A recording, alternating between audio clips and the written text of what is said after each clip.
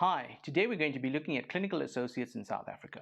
We're going to be looking at the salaries they earn, the background to the clinical associate program, and then compare the salaries of the clinical associate to nurses and doctors. I'm Manithan Ryan, a medical doctor with more than 20 years of experience in the healthcare industry. So let's go ahead now and look at clinical associates in South Africa.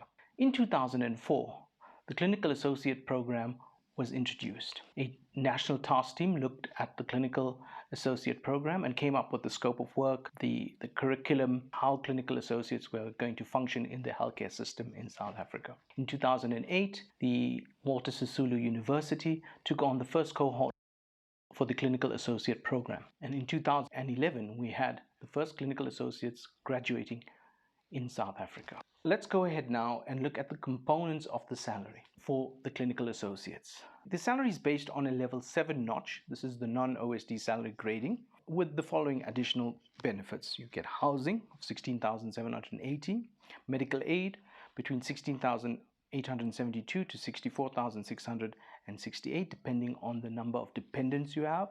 You get a birthday bonus of 8.33% and pension contribution of 13%. There's no rural allowance or inhospitable allowance for clinical associates.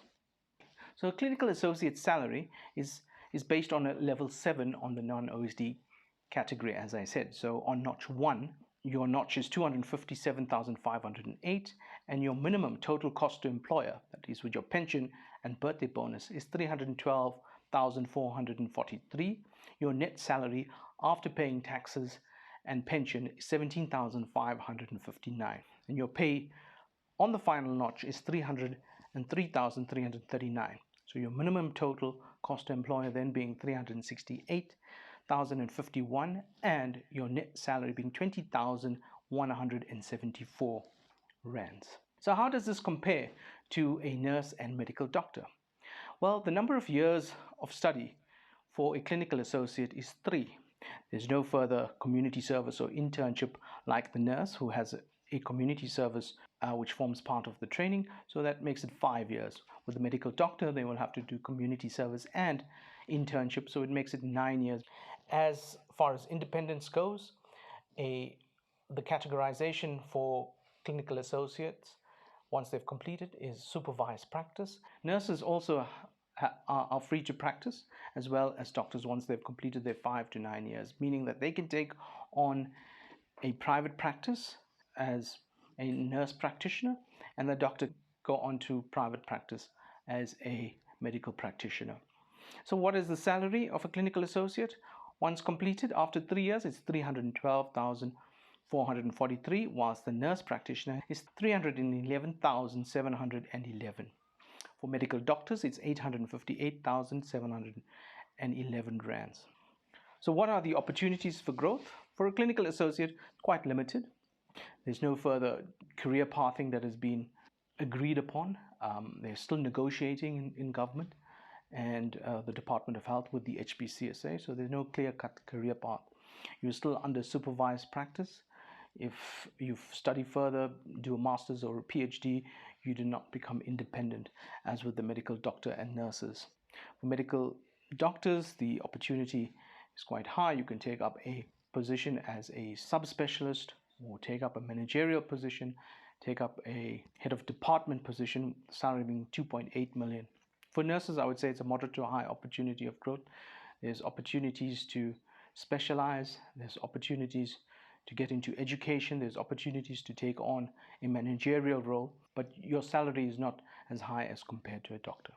Is the clinical associate program good to get into? I would say definitely yes. There are opportunities to grow further. It just requires leadership from the country, from the universities, from the deans, from the HPCSA to move on to a better career pathing. So what is the proposed career path? As a clinical associate, I would suggest there be 3 streams to be taken. One being the clinical associate production stream, the second being the specialist stream, and finally the education stream. So with the production stream, you can take on a senior or principal clinical associate post. With the specialist stream, you should first qualify, do a master's and a honors, join a resident program or a registrar program and study towards the 3 main problem areas in South Africa, that is maternal and child health and primary health care services. So with the primary healthcare service, you should be able to manage emergency medicine cases and primary healthcare. At a obstetrics level, you should specialize further so that you're able to do a cesarean section, do a delivery, manage the complications. At an anesthetic level, you can give a minor local anesthetics as well, spinal, as well as a general anesthetic for uncomplicated cases. So these are specialist streams that a clinical associate can take. And finally, we look at the education stream. At the education stream, once you've completed your master's, you can take on a lecturing position and become a lecturer grade 1 or lecturer grade 2, and then head of department, vice principal, or deputy head of the school, head of school once you've done your PhD. So I think these are aspects you can take on as a clinical associate. The other option is then to do a master's in public health and then go into the research field where there's lots of research opportunities working for NGOs and so forth. Thank you for joining me looking at the salaries of clinical associates in South Africa. If you like what you heard, press the like button. If you want to hear more content of this nature, press the subscribe button. And if you want to know about becoming a CEO or hospital manager in the public sector, click my video on the right. After you've done an MBA or an MPH, this could be an opportunity for you as a clinical associate. See you soon.